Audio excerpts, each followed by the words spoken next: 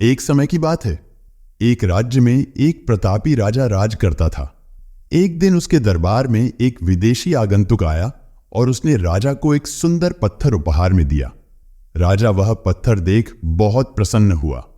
उसने उस पत्थर से भगवान विष्णु की प्रतिमा का निर्माण कर उसे राज्य के मंदिर में स्थापित करने का निर्णय लिया और प्रतिमा निर्माण का कार्य राज्य के महामंत्री को सौंप दिया। महामंत्री गांव के सर्वश्रेष्ठ मूर्तिकार के पास गया और उसे वह पत्थर देते हुए बोला, महाराज मंदिर में भगवान विष्णु की प्रतिमा स्थापित करना चाहते हैं। 7 दिवस के भीतर इस पत्थर से भगवान विष्णु की प्रतिमा तैयार कर राजमहल पहुंचा देना। इसके लिए तुम्हें 50 स्वर्ण मुद्राएं दी जाएंगी।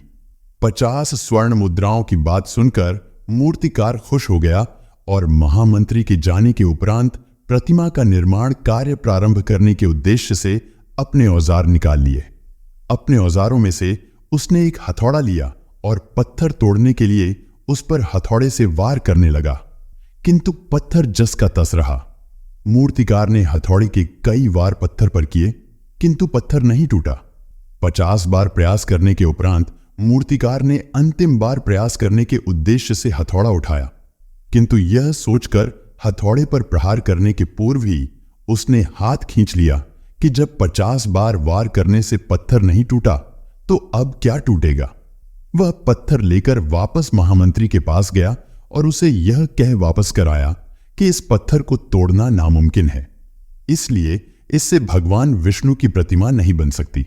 महामंत्री को राजा का आदेश हर स्थिति में पूर्ण करना था, इसीलिए उसने भगवान विष्णु की प्रतिमा निर्मित करने का कार्य गांव के एक साधारण से मूर्तिकार को सौंप दिया।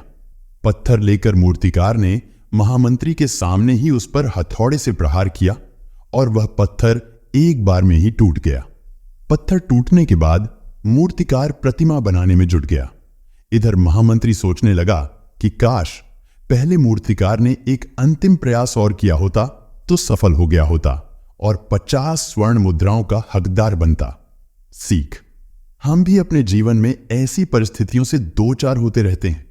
कई बार किसी कार्य को करने के पूर्व या किसी समस्या के सामने आने पर उसका निराकरण करने के पूर्व ही हमारा आत्मविश्वास डगमगा जाता है और हम प्रयास किए बिना ही हार मान लेते हैं।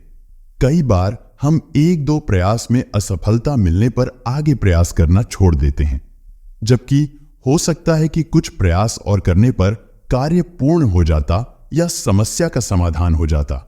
यदि जीवन में सफलता प्राप्त करनी है तो बार बार असफल होने पर भी तब तक प्रयास करना नहीं छोड़ना चाहिए जब तक सफलता नहीं मिल जाती। क्या पता जिस प्रयास को करने के पूर्व हम हाथ खींच ले वही हमारा अंतिम प्रयास हो और उसमें हमें कामयाबी प्राप्त हो जाए।